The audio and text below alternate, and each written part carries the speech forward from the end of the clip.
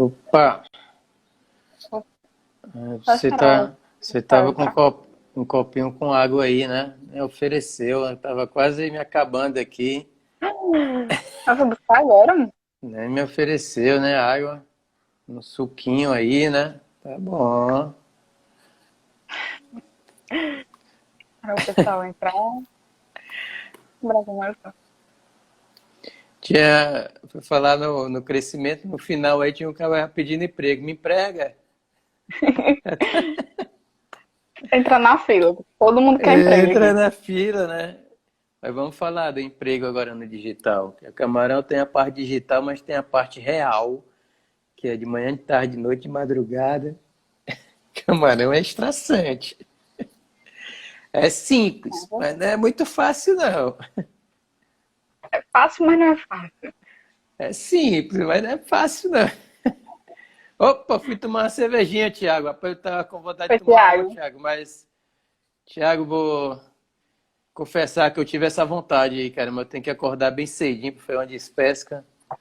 Ai, rapaz, eu fui lá na geladeira, a cerveja tava quente. Olha, tem outro na fila aí, tem um monte de fila aí para contratar. Fui só tomar água mesmo, Ei, só tomar água. E sabe, igual aquelas entrei na canecas fila. aquelas canecas do pessoal da live lá. Só tinha chá. Tá. É chá, só chá, rapaz. Só chá. Ai, já tá voltando o povo aí. Pronto. Olha, Podemos. a Roxinó aí, a Roxinó. Que tava querendo emprego aí. É, uma só não faz mal não, é que a bicha tava quente, cara. Tava quente, Thiago. Aí amanhã eu tomo. Toma de hoje é de amanhã. Vamos Cervejinha é tentar. bom, cara. Vamos lá, toque o barco aí. Ah, vamos falar do pessoal Bora. que tava querendo emprego aí. A gente falou Sim, do comércio, né? Como que vocês. sim, Eu posso perguntar também? claro.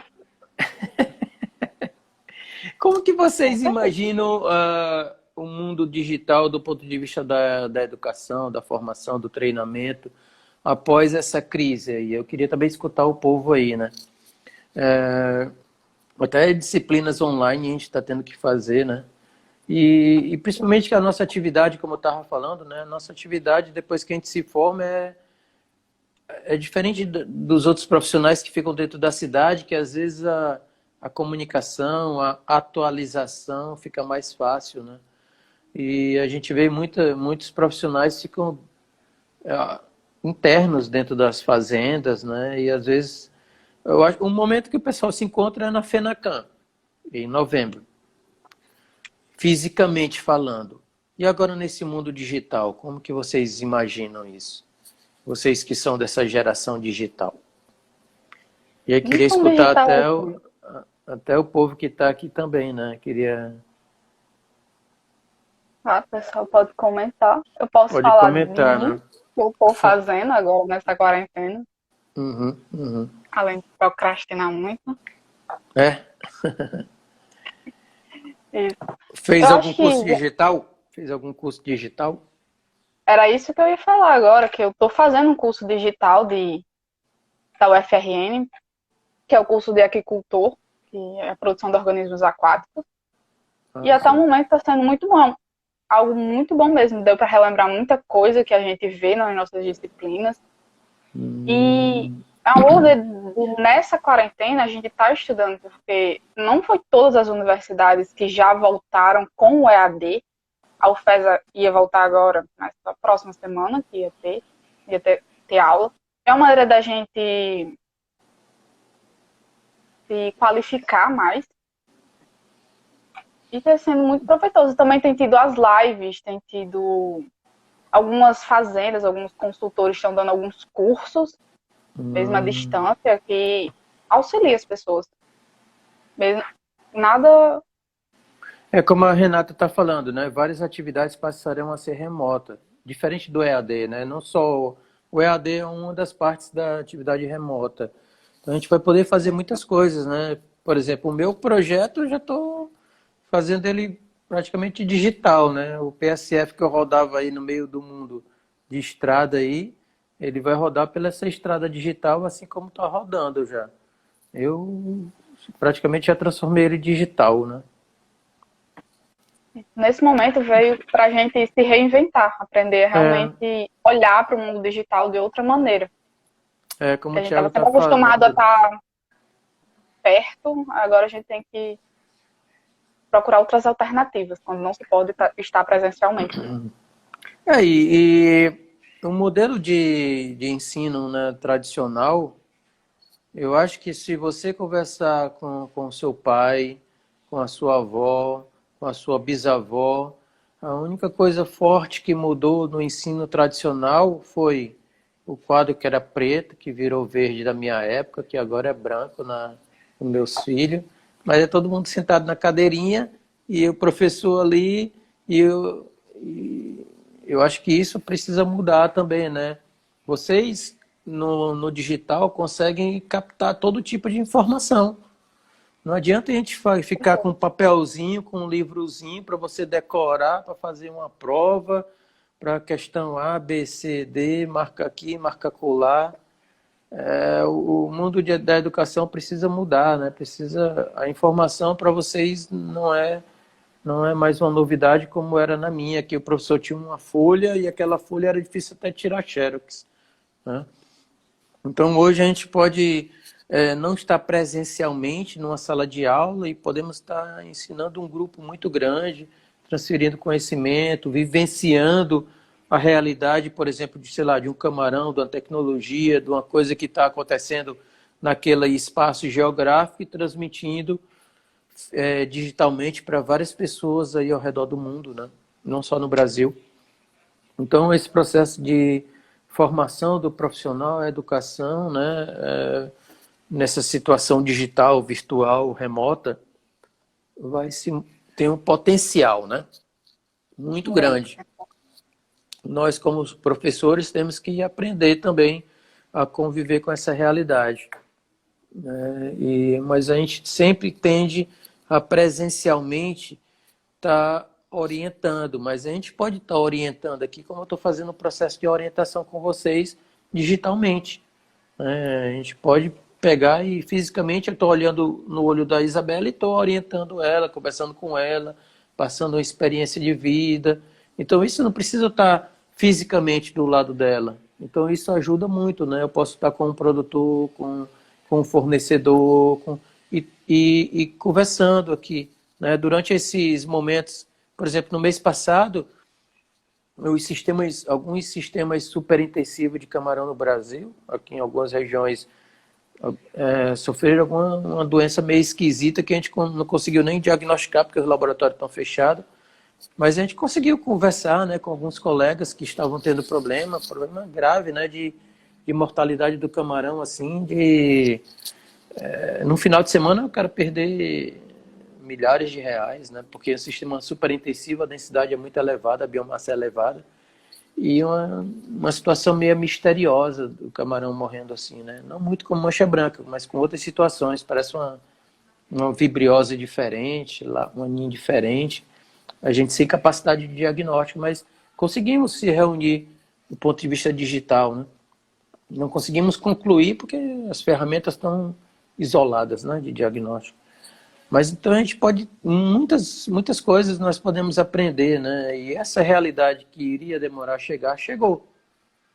Agora é a gente começar a trabalhar com ela, né? Eu já fiz alguns seminários, webinário, tenho até um aí para quem não se inscreveu ainda. Vou fazer uma maratona, né? Que é uma espécie de um seminário agora no começo de julho. Está lá na página do PSF Camarão, a inscrição é gratuita, o trabalho é online e é aqui, né? Assim como estou dando aulas online. Então é só se inscrever aí. Para quem não se inscreveu, está lá disponível. Entra lá. Também não dá certificado, que é uma outra coisa que o povo tem a mania de ficar atrás de certificado. E o que você deve estar atrás é do conhecimento, da sua formação, da sua melhoria profissional. Porque fora do muro da universidade, o que vai lhe segurar são os resultados. são os ciclos de produção com sucesso, são as taxas de sobrevivências elevadas, fatores de conversão alimentar adequados, tá? Taxa de mortalidade baixa, taxa de crescimento elevada, produtividade, são esses números que vão lhe garantir dentro da atividade. Lucratividade elevada, você conseguir produzir muito camarão com um custo unitário baixo e conseguir vender ele muito bem. Esse é o seu diploma. Aquele diploma que o reitor vai lhe dar, ele vai talvez abrir a porta de alguma fazenda, de alguma atividade, mas ele não vai lhe segurar dentro do setor, não. O que vai lhe segurar dentro do setor é a capacidade de você gerar rentabilidade dentro do negócio. E até do negócio de você ser empreendedor, né? Por que não? Os meninos são do PET, mas tem uns da empresa Júnior, né? Que já ganham um dinheirinho, prestando assistência, fazendo análise presuntiva, já conhecendo como é a relação de assistência aos produtores. Por que não você virar um prestador de serviço, virar um empreendedor, e gerar um resultado para o seu negócio? E nesse mundo digital pode ser mais fácil até, né? Sei lá, tem algumas outras fronteiras aí.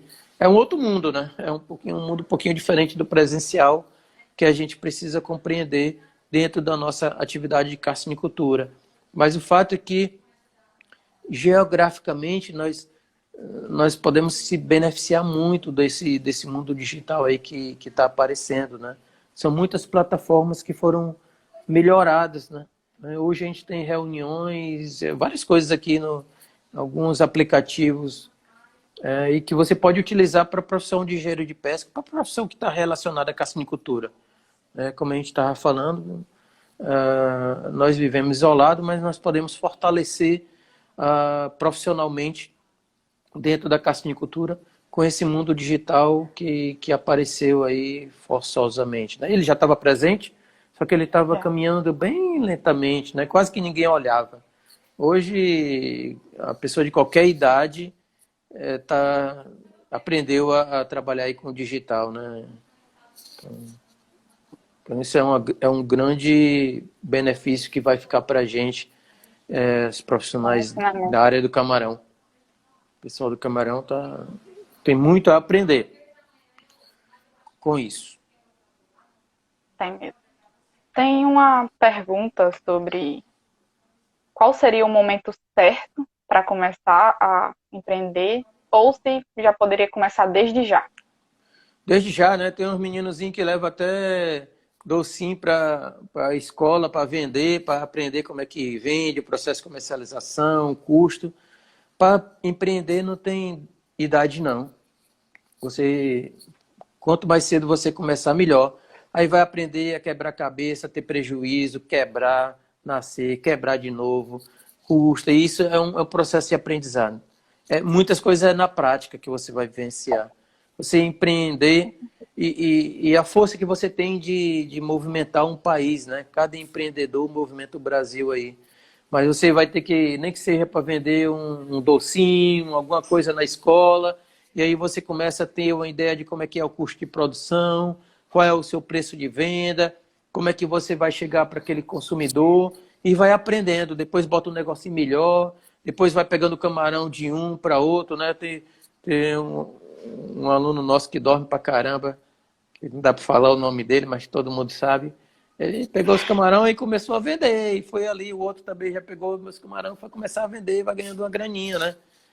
Tá faltando pagar só a última parcela, mas ele tá aí fazendo o negócio aí. Então, entra no camarão, começa a vender, começa a fazer análise, começa a acessar os produtores, de alguma forma, vai ocupando o seu espaço dentro do negócio aí, cara. Tem muita coisa ainda. Na realidade, tem profissões hoje que a gente não imaginava 10 anos atrás. E tem profissões que vão surgir 10 anos à frente que ninguém nem imagina hoje, mas que pode ter relação com a nossa profissão aqui do camarão. Esse celular, daqui a 10 anos, não vai ser mais uma realidade, mas o camarão vai ser. O camarão daqui a 10 anos vai ser o mesmo camarão que o pessoal vai querer comer tomando uma cervejinha. Então, nós que estamos dentro do camarão, nós estamos dentro de um negócio que é muito forte. E ao longo de um tempo, daqui a 10, 20 anos, pode ser botar o ano que for para frente, o camarão vai ter o seu papel na cozinha, na alimentação das pessoas. Mas a tecnologia pode modificar, né? Esse mesmo celular que nós estamos falando, daqui a pouco não vai ter nenhuma funcionalidade, né? Ele começa a dar bronca aqui. Tecnologicamente vai ficando para trás. Então, no camarão tem muita coisa. E a gente tem muito que aprender.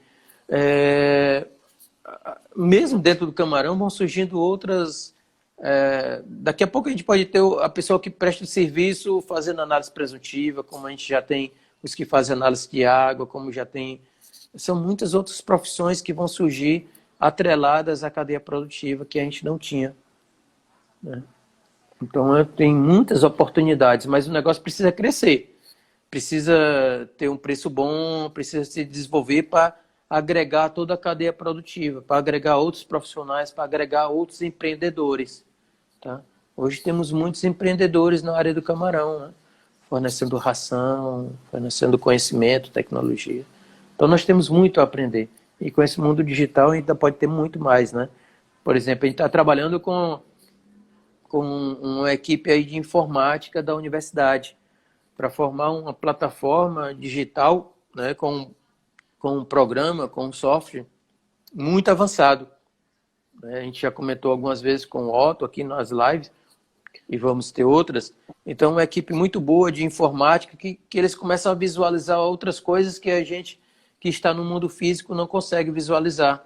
Então, tem algumas soluções desse mundo digital, desse mundo da informática, que eles já começam a visualizar que a gente pode colocar dentro do camarão. E eles estão querendo começar a mexer com isso. Já estão mexendo na realidade, né? Eu estou sendo só a ponte de ligação junto ao setor. Então tem coisas que daqui a pouco vão ser criadas dentro do camarão e dentro da nossa atividade que a gente não imagina ainda. Então a gente precisa estar atento. Respondendo a Maria Clara, que perguntou sobre se eu disponibilizaria o link. Sim, depois eu disponibilizo o link do curso que eu falei. E temos outra pergunta. Essa live você vai salvar depois? Vamos. Se pudesse passar, depois se pudesse passar, não sei se eu consigo captar ainda, captar nessa live aí depois que salva, que aí eu publico também no PSF lá, se pudesse gerar um arquivo MP4, né? Acho que dá para publicar pelo IGTV, compartilhar. Você pudesse compartilhar. Veja aí que vocês são do digital aí. Eu tento. Eu tento. Uma pergunta é: como está o mercado para os engenheiros de pesca referente à carcinicultura? Olha, eu acho que é o mercado mais promissor, né? Tanto hoje como amanhã, nessa situação que eu estou falando. Dentro principalmente na nossa região, né? No sul do país, a piscicultura cresceu muito, mas aqui nós temos uma dificuldade de água, né? E a nossa piscicultura não cresce numa velocidade tão grande como no sul do país. Mas a nossa carcinicultura tem um potencial ainda de crescimento enorme, né? Nós já tínhamos ligado a passar da segunda marcha, mas no começo do ano, né? A gente ia atingir até 120 mil toneladas. Mas, infelizmente, né, esse cenário mudou. Para você ter uma ideia, na época, um pouco depois que eu me formei, qualquer aluno que estivesse saindo da universidade e o setor estava precisando de mão de obra, ganhava rapidamente o piso do setor, né? O piso do engenheiro. E faltavam profissionais de engenharia de pesca, entravam agrônomos, biólogos ou tecnistas, porque a gente estava construindo muitas fazendas e faltavam profissionais. E hoje, nós temos muitas fazendas sendo construídas, né? Assim, hoje, assim, num tempo, hoje o tempo maior, né? Principalmente pequenas, né, e micro, que às vezes é a mão de obra familiar, mas precisa de algum profissional ali para dar uma assistência a um grupo, né? Você pode estar dentro do seu município, ter um grupo de 10, 20, você botar uma empresinha de consultoria, de assistência, de alguma coisa, né? Então é necessário você ter o papel empreendedor na cabeça, né? Esquece que aquele paizão Estado vai lhe sustentar pro resto da vida. bota para funcionar o empreendedor que tem dentro da sua cabecinha. Vai ganhar dinheiro, vai sustentar, vai criar uma família e vai crescer o Brasil, tá? Esquece de ficar sugando tudo, né? Vai gerar riqueza, você tem capacidade e o nosso setor tem muita capacidade de empregar e gerar muito mais riqueza. Depende de gerações, né? A geração anterior à minha fez o seu papel e ainda faz, né? Tem muitos engenheiros de pesca da primeira geração do Brasil, né? O exemplo é o Itamar, né? E o próprio professor Arlindo, que passou por aqui, que foi meu orientador do doutorado, fizeram o papel dele no desenvolvimento da atividade. A minha geração também fez. Vocês têm muita energia. E nós temos um chão enorme aí e água para crescer a nossa carcinicultura aí no meio da área rural, que está precisando desenvolver, que está precisando gerar riqueza. Então, tem muito espaço para a gente criar camarão. E tem muita boca no mundo para comer camarão. Então, vai uns para criar fazenda e vai outros para vender camarão. E vamos produzir camarão para o mundo todo aí, que a gente tem capacidade de gerar muito emprego aí para o povo todo que está aqui se profissionalizando, né? Vamos empreender, vamos botar esse negócio para frente aí. A capacidade do Brasil é muito grande para a gente produzir camarão e vender camarão. Todos os outros países do mundo têm medo do Brasil, mas a gente fica imaginando, sei lá, acho que alguém botou naquele negócio no hino do Brasil e a gente ficou preso ali no hino do Brasil e ficou deitado ali em berço esplêndido o resto da vida, mas vamos trabalhar, pessoal, vamos empreender, vamos botar esse camarão no meio do mundo aí. E a gente anda no meio do sertão, tanto do ponto de vista físico como digital, a gente vê um monte de profissionais que estão produzindo camarão, mas que nunca viram teoricamente o camarão, né? O conhecimento que tem por trás do camarão, mas estão lá estruturando o seu viveiro, botando para funcionar, produzindo camarão, né? Então a gente pega aqui o Vale do Jaguaribe, no Ceará, a gente já tem, sei lá, uns 26 municípios, já está indo lá quase em direção ao Cariri. O sertão já está quase virando mar com o camarão aqui. Então isso acontece nos outros estados também, nas outras bacias, tem chão aí, a gente vai no nosso sertão, a água que a gente pega do poço, nem o gado toma às vezes, de tão salgada que é, né? Mas isso é bom para o camarão. A gente tem um monte de poço com água salgada, tem um monte de água no nosso sertão que não serve para plantar, não serve para animal, porque tem muitos sais, né? Até os perímetros de irrigação ficaram inutilizado com essa água com quantidade de sais. Mas para camarão é excelente, é só você fazer um balanceamento ali iônico, equilibrar, cada poço tem a sua necessidade e produz camarão. Em qualquer interior que tu vai aí no meio desse sertão, até lá em Açu.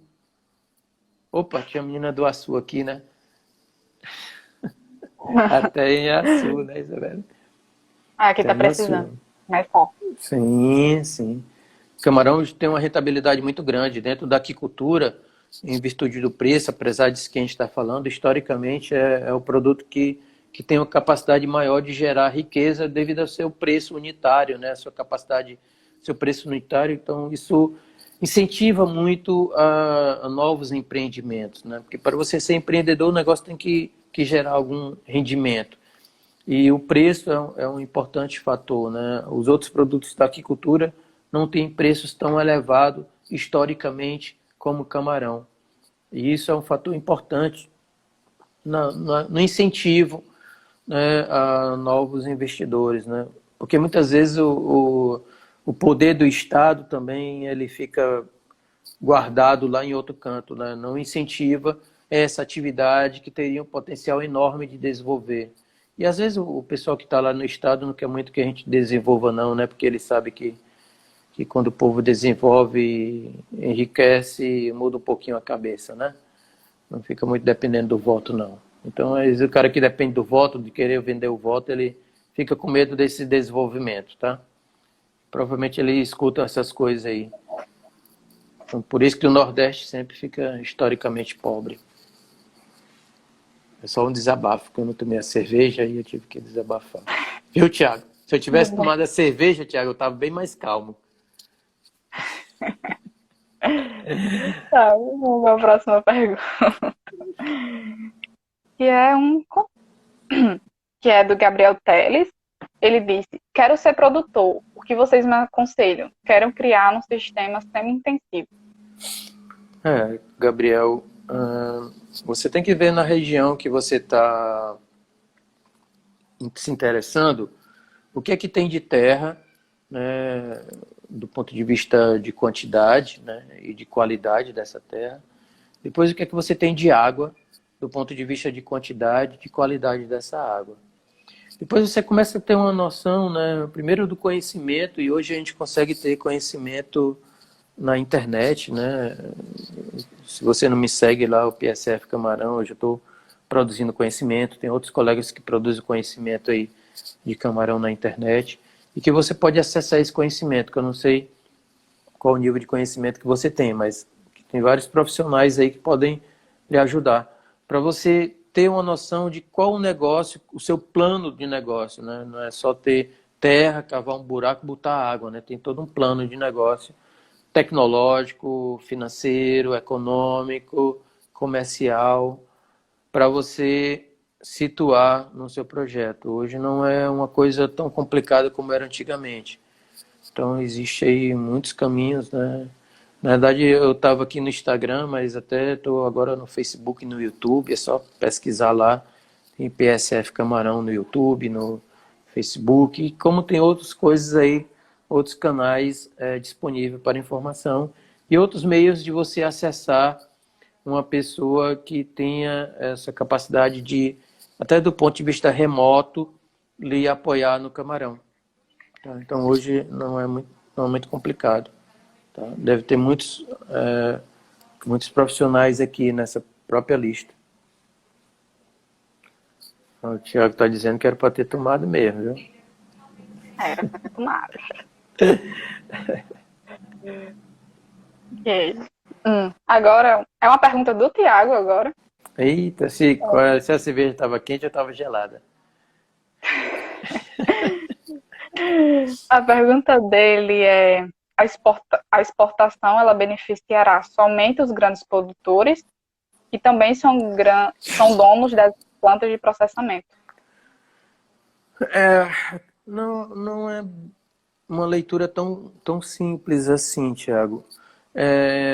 A gente exportar e tirar muito camarão do mercado doméstico e colocar para fora, né, por esses grandes aí, que tem uma estrutura, que tem um custo, que tem um investimento, que empreenderam, né, nós também beneficiamos quem fica, porque diminui muito a oferta de camarão no mercado interno, e aí melhora o preço no mercado interno para quem fica, para quem é pequeno, para quem é micro, para quem é médio.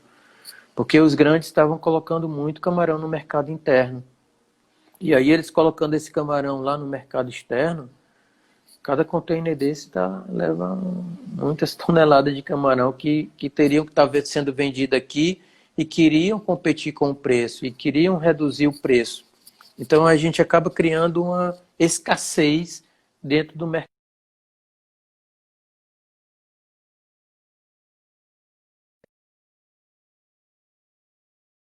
Quem fica se beneficiando. E nada impede também, nós tínhamos uma situação nos anos 2000 de grandes fazendas que, através do processo de verticalização, tinham pequenos produtores que tecnologicamente recebiam assistência e que vendiam o produto para aquela fazenda que exportava. Então, nada impede dessa situação também voltar a acontecer. Grupos de micro, pequenos produtores de alguma região que ficam ancorados a uma grande fazenda que faz o processo de comercialização para o mercado externo. Assim como é a Sadia, a Perdigão, tá? Essa questão vertical integrada de um grande a vários micro e pequenos produtores. Isso também é possível de acontecer. Então, abrir um mercado externo é a gente poder criar uma possibilidade de crescer mais na produção, que vamos ter mais consumidores de camarão e melhores preços. É muito bom isso. É muito bom a gente buscar o mercado externo para ampliar e a gente criar a possibilidade de crescer mais aqui na produção, porque isso estava limitando. Cada vez que a gente crescia, os preços baixavam porque o mercado ficava inundado de camarão. E aí a lei da oferta e da procura derruba o preço do camarão. Então, é uma coisa muito importante a gente voltar a exportar. Não é fácil. Temos uma outra pergunta. Como o técnico em pesca se enquadra na carcinicultura? Tem muitos profissionais técnicos, né, dos institutos federais. Tem fazendas que não têm capacidade de pagar um engenheiro, paga um técnico, né? E o técnico é tão capacitado como o engenheiro, só que o engenheiro tem capacidades e habilidades maiores, né, competências maiores em virtude da sua formação. Mas o técnico muitos técnicos têm até mais habilidade, que é a questão oriunda do profissional técnico, você ter mais habilidade muitas vezes do que até competências. Os projetos pedagógicos são criados, né, para engenheiros, tem muitos mais competências, às vezes, então o engenheiro pode fazer várias coisas para assinar projetos. E os técnicos geralmente são mais habilidosos, né? O projeto pedagógico tem muito mais habilidades. E dependendo do tamanho da fazenda, eles têm mais capacidade de inserir nesse mercado de trabalho. Porque o mercado de trabalho é igual a outro mercado. Depende da oferta e da demanda. Se você é um profissional bem capacitado, você tem um preço, tem um valor elevado. Igual qualquer produto. Você acaba sendo vamos dizer assim, um produto, uma mercadoria. Qualquer profissional, qualquer ser que está dentro de um sistema econômico tem um valor, tem um preço. E isso, a lei da oferta e da procura, é que remunera isso, né? Então você tem um grande profissional que é escasso, que gera muito resultado para uma empresa, independente do seu tamanho, de uma micro até uma multinacional, ele tem um valor, porque ele gera muito resultado. Então, o título dele, você vê que empresas de informática que estão fazendo esses aplicativos aí, muitas vezes não contratam nem engenheiros, nem nada não. Pegam uma pessoa que tem uma habilidade, que gera resultado, que faz um programinha, e aquele programinha vai gerar muito faturamento para aquela empresa. E ele vai conseguir receber um bom salário. Mas é uma pessoa que tem habilidade. Então a gente tem até que ficar atento a essa nova realidade profissional desse mundo que nós estamos abrindo, né? Às vezes, como eu falei, né, você está atrás de um certificado, qualquer coisinha fica atrás de um certificado, e o que você tem que ter atrás é de abrir a cabeça para melhorar suas habilidades, suas competências e gerar mais resultado dentro onde você está situado. Gerar mais resultados, que isso vai aumentar o seu valor e você vai conseguir ser melhor remunerado hoje e sempre. Tá? Então, independente se é técnico, se é engenheiro, se não é técnico, nós temos muitos colegas, muitos profissionais que alguns nunca nem sentaram numa cadeira de escola, mas que geram muito resultado para a fazenda. E que são pessoas ali que o dono da propriedade não solta nem a pau, porque gera muito resultado. E pagam bem. Às vezes ganha muito, muito mais do que engenheiro. E não tem um diploma, mas que gera muito resultado. Só que, às vezes, lógico que tem uma limitação, né? Nós entramos e podemos entrar numa realidade de um sistema de produção mais intensivo. E isso envolve vários conhecimentos que as pessoas de praticidade, né, que não sentaram numa cadeira de um instituto, de uma universidade, às vezes não tem, né, pela formação prática deles. Mas hoje a gente tem que trabalhar muito a química da água. Então a química da água é um conhecimento que não é qualquer um que pega. Conhecimento de doença, outros conhecimentos de sistemas de produção super intensivo que a gente nem imagina, né? Daqui a pouco a gente também está trabalhando com automação e já tem algumas automações, né, no processo de alimentação do camarão, do processo de medições dos parâmetros de qualidade de água, de tomada de decisão, de avaliar aquele banco de dados que são gerados dentro de cada viveiro, dentro de cada ciclo. O que é que nós podemos mineralizar daqueles dados e transformar aquilo em informação suficiente para você ter uma boa suporte de decisão na busca da melhor rentabilidade da fazenda que você está situado. Então vai depender muito das competências e da formação que aquele profissional teve ao longo da vida dele, né? E às vezes não é só um curso, são outros conhecimentos que vão agregando de cursos paralelos e vai melhorando, né? Então, rapidamente aqui a gente fala de biologia, economia, finanças, recurso humano, marketing, química, física, engenharia. Então, é um conjunto de conhecimento que o profissional, né, precisa ter. E as coisas vão ficando mais competitivas também. Então, o seu valor vai depender da sua capacidade de gerar resultado. Tá? Tem que ficar muito atento a isso. E hoje a gente já tem uns 24 cursos de engenharia de pesca, mais um monte aí de técnico. Não está fácil não. Na minha época era só Ceará e Pernambuco que formavam engenharia de pesca. Tá? Então não está fácil. Então vamos botar o camarão aí, vamos produzir camarão, vamos comer camarão, que esse mercado tem que crescer muito.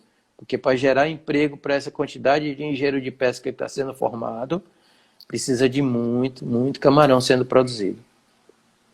Isso mesmo. Temos só mais 2 perguntas para encerrar a live. Uhum. Sim, uma pergunta do Pablo, que é: qual o papel da universidade e das pesquisas no empreendedorismo na aquicultura? A universidade tem vários tipos de papéis, né? No próprio nosso curso, né, tem o professor Marcelo Tubarão, né? Ele criou já o laboratório dele, transformou em empreendedorismo, né? Não é uma tarefa fácil. O sistema universitário, a cabeça, né, dos projetos, muitas vezes tem uma visão não muito fácil do empreendedor, de formar o empreendedor. É mais fácil formar o acadêmico, aquele que vai receber uma bolsa, que vai entrar no mestrado, no doutorado, e muitas vezes, talvez pela cultura universitária, a gente não incentiva muito os alunos a aprender a ganhar dinheiro, aprender a sobreviver na vida, aprender a abrir um negócio, aprender a ir para frente, aprender a quebrar a cabeça, aprender a cair, aprender às vezes não tem muito na nossa cultura universitária, né? E isso, do ponto de vista empreendedor, né, que é a questão da pergunta, nós também precisamos aprender para poder ensinar. Tá? É mais fácil a gente passar o conhecimento técnico, aquele conhecimento de uma caixinha, de como usar uma metodologia adequadamente, de como usar uma ferramenta adequadamente, de como trabalhar o conhecimento adequadamente. Né? E o empreendedor é uma coisa que às vezes não tem regra, não é uma caixinha. Cada momento pode ser modificado. E a gente pode ajudar muito a universidade na questão da produção do conhecimento, da produção da ciência, da produção da tecnologia, da transferência. E às vezes o empreendedor está dentro da cultura da pessoa, né? O que ela tinha antes de entrar dentro da universidade, qual a expectativa, qual é o cenário do país. Não é uma resposta muito simples, né? E eu acho que, nesse ponto de vista, até as universidades precisam se reajustar. Eu lembro quando eu era coordenador lá do curso de aquicultura da UFRN, que estava sobre a minha responsabilidade a reconstrução do curso para criar a engenharia de aquicultura. Uma das orientações do MEC naquele momento era que a gente começasse a passar a visão do empreendedor para os alunos. Mas dói. Dói no professor, dói no aluno, dói na cultura. Você ter que encarar uma guerra do dia a dia de ser empreendedor no Brasil. Quebrar a cara, cair, levantar, não é fácil. Não é fácil empreender no nosso país, né? Nós temos um peso muito grande para carregar. E a dor é grande.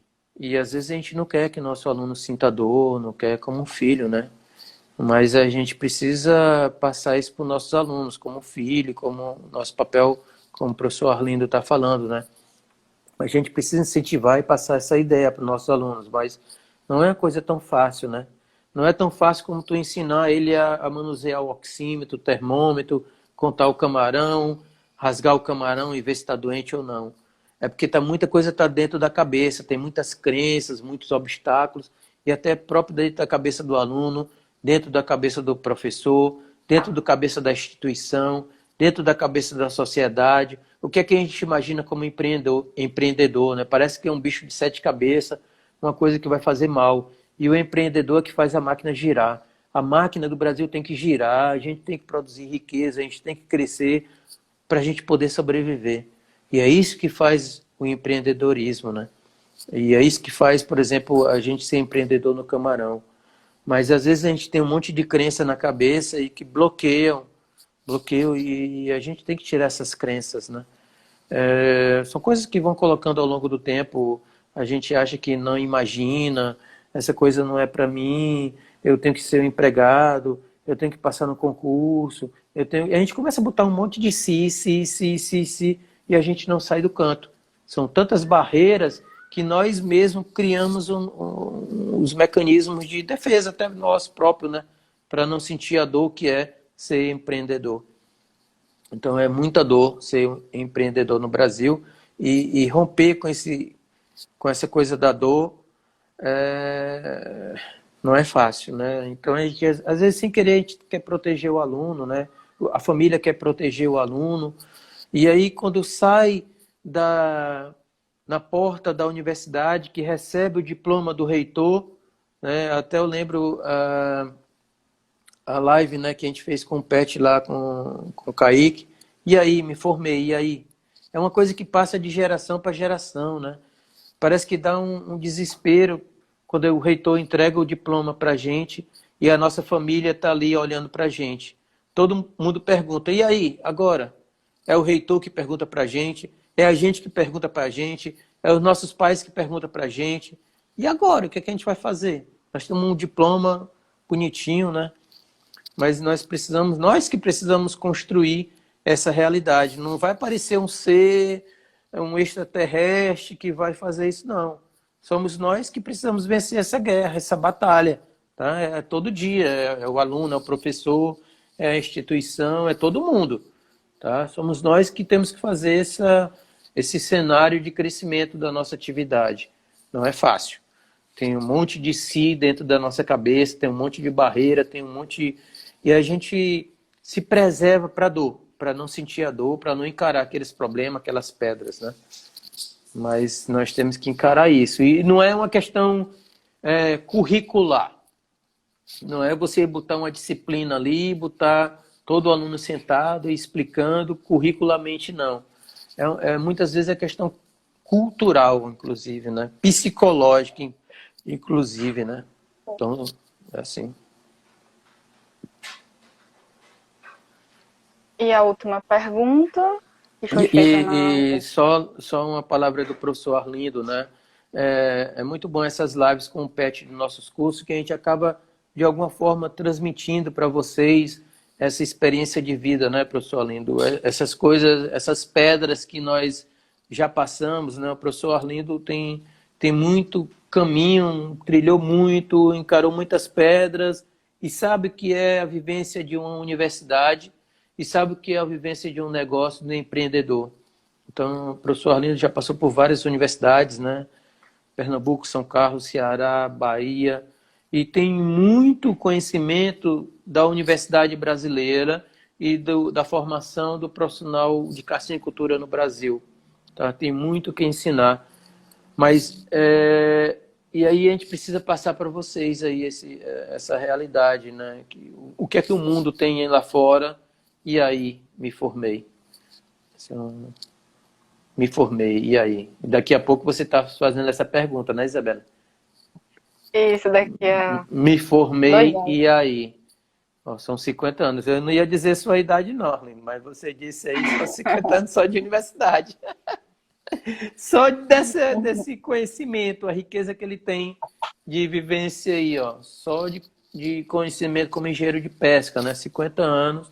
E sabe toda essa história, e a história ensina muito a gente, né? E a história orienta para o que a gente pode ver no futuro. O que é que nós queremos no futuro do camarão, nesse mundo digital, nesse mundo que nós estamos aqui, né, podendo ensinar vocês, ajudar vocês, né? Pronto, sabendo. E a última pergunta é de Adriana Cruz Melo, que ela é da Universidade Federal Rural da Amazônia, Uhum. que fica no Pará. Ela perguntou se vocês já chegaram a trabalhar o policultivo do camarão Vanamei com a tilápia, e se sim, qual foi o destino dado ao efluente? Ok. A tilápia, após o surgimento da mancha branca, né? Primeiro, as primeiras experiências antes, né, a gente teve o Enox na região de Mossoró, começou um trabalho grande, né, com a tilápia e camarão. E em seguida, no sul do Rio Grande do Norte, algumas tecnologias incluíam a tilápia, né, tecnologias adaptadas da Ásia, incluíam a tilápia tanto dentro do viveiro do camarão como fora em bacias, né? E até hoje são tecnologias exitosas da tilápia junto com o camarão. E temos muitas experiências, né, nesse momento. E uma coisa importante sobre a questão do resíduo, né, da recirculação, é que uma das funções da tilápia é comer o resíduo do camarão. Tá? Eu mesmo tenho a experiência dos viveiros, eu tenho que botar uma bacia e lá eu não posso perder água. E dentro é tilápia, mas para a tilápia não crescer muito, eu tenho que botar uns predadorzinhos lá, um traíra, uns pema. E eles comem o resto de ração, o resto da riqueza, não é resto, né, da riqueza da água, né, mas o excesso de nutrientes da água vai para aquela bacia em que as tilápias, que os peixes trabalham nesse sistema. Então essa é uma realidade muito importante. Até a tilápia até ajuda na saúde do sistema. Acaba sendo muito positiva essa realidade, e principalmente para quem que está dentro do semiárido, que não tem muito como desperdiçar água. Então a água tem que recircular. E a tilápia participa desse processo de recirculação nos momentos de melhoria da qualidade da água. Tá? E acaba a água voltando para dentro do sistema de produção, e a tilápia tem um papel importante. Tá? Ontem mesmo eu estava atrás de tilápia para aumentar as tilápias na bacia lá, eu fico só de olho nelas. E assim como muitos produtores, né? Então, no processo de recirculação nas bacias, as tilápias têm um papel muito forte. Ok. Ok, então foi nossa última pergunta. E em nome de todo o PET, eu queria agradecer ao professor por estar aqui com a gente, por ter aceitado o nosso convite. Queria realmente agradecer. Ok. E eu agradeço também, além do convite, eu agradeço ao pessoal que ficou com a gente aí, né? Que eu acho que hoje eu considero uma coisa de grande importância é o tempo da pessoa. O quanto é 10 minutos que ela dá aqui para a gente, para escutar, a gente comentar, conversar, falar sobre um assunto, ela está dando o que ela tem de mais importante na vida dela, que é o tempo dela.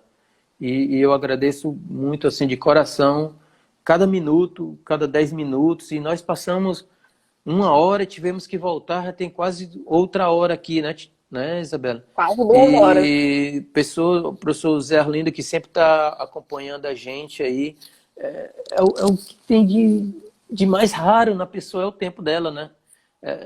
Ela pode perder o dinheiro e tudo, recupera o dinheiro, quebra o celular, alguém rouba, mas o tempo ela perdeu ou ela ganhou de conhecimento. E não tem mais como. Esse tempo que eles ficaram aqui com a gente, não tem mais como recuperar. Não tem mais. Eles dedicaram esse tempo a nos escutar aqui, Isabela. E eu sou muito grato a você, ao pessoal que ficou escutando a gente aqui, tentando ajudar, transmitir o conhecimento. Tá? Parabéns ao PET, parabéns a todos os alunos que estão buscando fazer essa atividade, né? Os alunos participei da Bahia, de Pernambuco, os meninos aqui também do Ceará fizeram algumas ações. Então, os alunos também que estão tentando aproveitar isso, né? Oi? Todos os pets do Todos os Festa do pets Brasil estão estão participando. fazendo, né? Uns alunos lá, eu acho que em outra universidade do interior da Bahia, então estão se movimentando, então, e a gente está colaborando com o que a gente tem, que é o nosso conhecimento, a nossa experiência de vida, podendo ajudar com essas informações, né, de alguma forma.